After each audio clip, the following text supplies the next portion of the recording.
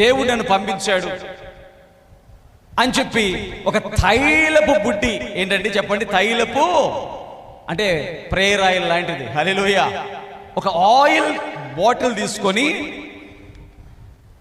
వచ్చాడు. వచ్చి తండ్రితో అంటున్నాడు, నీ కుమారుని పిలువు, దేవుడు నీ కుమారుల్లో ఒక కుమారుణ్ణి ఇశ్రాయేలీయుల మీద రాజుగా ఎన్నుకున్నాడు అని చెప్పాడు.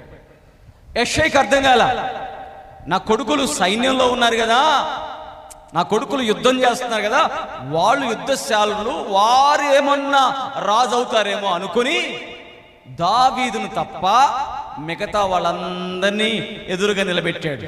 దేవునికి స్తోత్రం చెప్పండి, హల్లెలూయా. దావీదును తప్ప. చూడండి, దేవుడి యొక్క కృప అనే మాటను అర్థం చేసుకోండి. కృప, మనిషి యొక్క ఆలోచనకి దేవుడి యొక్క కృపకి ఉన్న తేడా.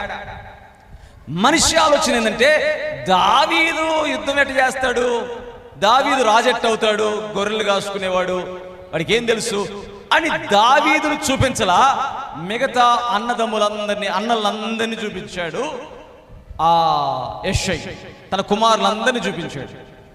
అప్పుడు సమూయేలు వెళ్ళి ఒక్కొక్క కుమారుణ్ణి పట్టుకొని దేవుణ్ణి అడుగుతున్నాడు, దేవా ఇతనా అంటున్నాడు. హల్లెలూయా. చూడండి, దేవా ఇతనా అంటుంటే దేవుడు ఇతడు కాదు, రెండో వ్యక్తి కాదు, మూడో వ్యక్తి కాదు, ఇలా ఆ 7 అయిపోయిన తర్వాత అప్పుడు అడుగుతున్నాడు, యెషయాని అడుగుతున్నాడు తండ్రిని, ఇంకెవరైనా ఉన్నారా అంటే, ఉన్నాడయ్యా ఒకడు, గొర్రెలు కాసుకుంటున్నాడు, పిలిపించు అన్నాడు. హల్లెలూయా. పిలిపించి అతన్ని దగ్గర పెట్టి, ఇతనా అంటే, ఇతడు నేను కోరుకునినవాడు. గట్టిగా చప్పట్ల కొట్టండి, గట్టిగా గట్టిగా కొట్టాలి. హల్లెలూయా. ఇతడు నేను కోరుకునినవాడు. I selected this person for my will. నా చిత్త ప్రకారం చేయడానికి ఇతను నేను ఎన్నుకున్నా. చూడడానికి ఎలా ఉన్నాడు, లేత బాలుల్లాగా ఉన్నాడు.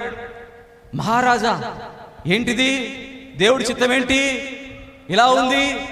చూడండి, ఎందుకు దేవుడు దావీదును ఎన్నుకున్నాడు అంటే, దావీదు దేవుణ్ణి స్తుతించేవాడట, ఆరాధించేవాడట. సమస్య వచ్చినప్పుడు, కష్టం వచ్చినప్పుడు దేవుడి మీద ఆధారపడేవాడు.